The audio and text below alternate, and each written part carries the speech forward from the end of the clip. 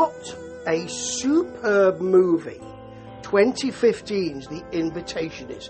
I liked it so much, I watched it with my missus a few days ago, and I had to watch it again with my good friend Alan, hello Alan, last night. And it was as good second time round. It's beautifully done. It didn't make its budget back. In fact, it made less than half of its budget back at the box office. And that is a shame. So it's kind of overlooked, and it shouldn't be, because it is directed by Karen Kusama with a real thriller feel. It's taut, but it doesn't. It's not as if it's directed tautly, but because the plot, it's written by Phil Hay and Matt Manfredi. Because the plot is so simple and you don't quite know where to go, it's not, generally it's not plot heavy. Now, the denouement is heavier and it becomes a different kind of movie in the last 20 minutes. I won't tell you what kind of movie, but up till then, it's not about the plot. It's about the characters and how they deal with this situation.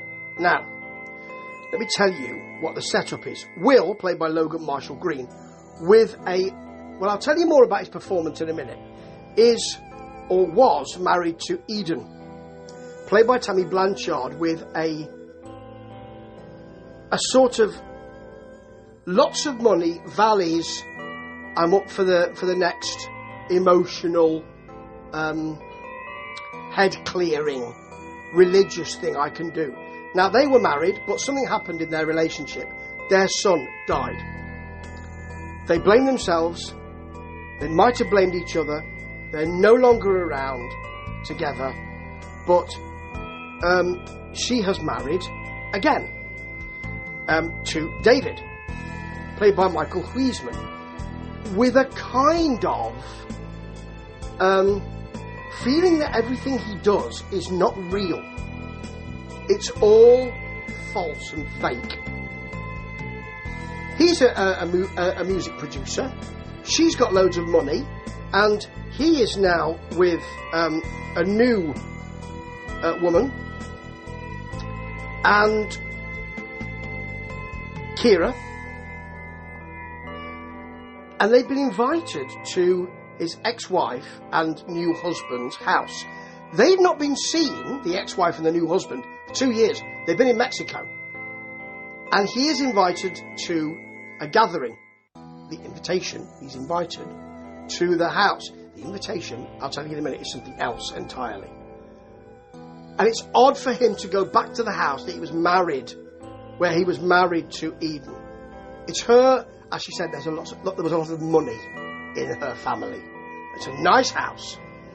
And when they get there, all of their friends are there. They've invited them as well. And they're joined by somebody else who they've picked up in Mexico, called Lindsay Burge. First time that Will, who is disconnected from this whole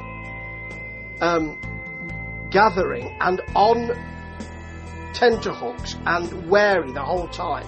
First time he sees Sadie, she is semi-naked and looking at him in the bedroom. Later on, she will proposition him and say, "You want to hurt me, don't you?" She said, "We can have sex right now." He obviously turns her down, and she says, "You want to hurt me, don't you?" "No, I don't want to hurt you. I don't believe you." It's a real mess. So they're joined by them, by her, and also by Pruitt, who's played by the wonderful John Carroll Lynch, who's a big man, usually with bad intentions, and the moment he enters, you think, that's a big person to be in this gathering. Now, they gather them all together, and they're drinking a £7 million bottle of wine, and you wonder why on this particular night. Why this night rather than any other? Because it is the invitation. They have been to Mexico, and they have joined, as someone says, "Oh, you're in a cult!" And they show a video of, or rather a recording on the video, so old-fashioned now, Steve, a recording on a laptop of that, and of somebody passing away with the members of the group around her And as they say, she's moving on. She's moving on now. She's passing on to somewhere else, and it's a marvellous thing. They play games. They eat food. The whole time, Will, played by Logan Marshall Green, with a real... He's got real balls, this performance, because he's wary and he's concerned. For instance, when David locks the door, he takes the key. He said, "What are you taking the key for?" "What do you mean?" "Well, what if there's a fire?" "Oh, all right, I'll put the key back in then." And you think, because it's beautifully done and easily done, and everyone's having a good time, you think, is he being a prick, Will? Is he just emotionally upset? And at one point, when he walks around the house, he's allowed to do so. It was his house, of course. He walks around outside and observes things, like David lighting a red lamp. I won't spoil it for you, but there'll be more of that right at the end of this film. And he sees things and observes things. For instance, one of the party wants to leave. And she goes to go, and Pruitt says, "Oh, I'm parked behind you, I'm blocking you in."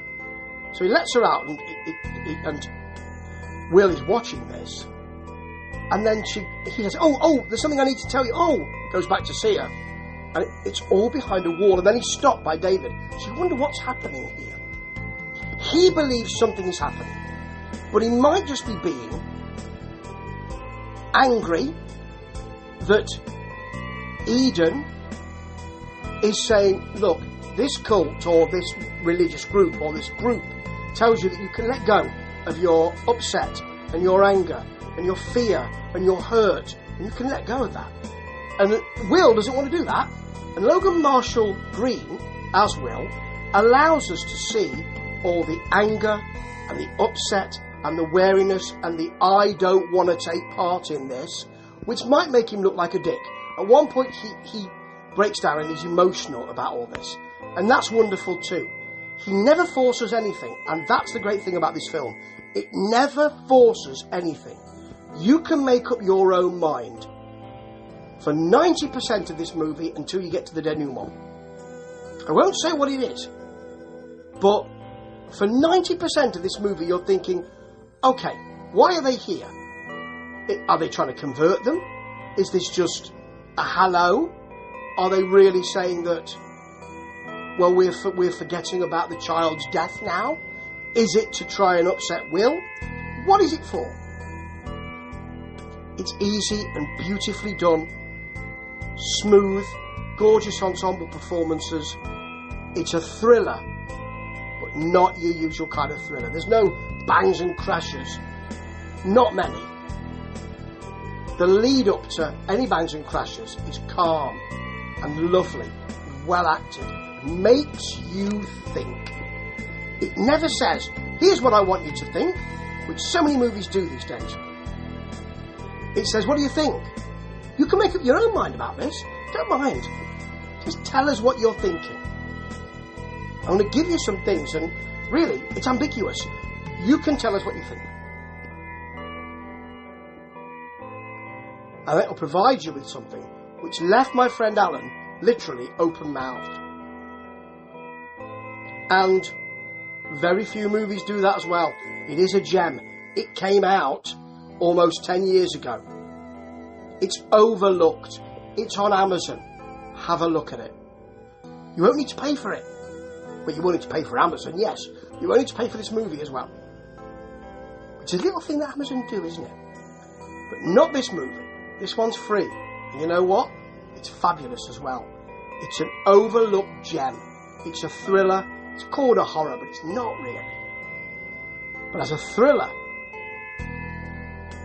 it allows itself to unfold. And it's slower. And there are long scenes. And it's intelligent. How many thrillers can you say that about? It's rare. And have a look before it's completely extinct. Ta-ta.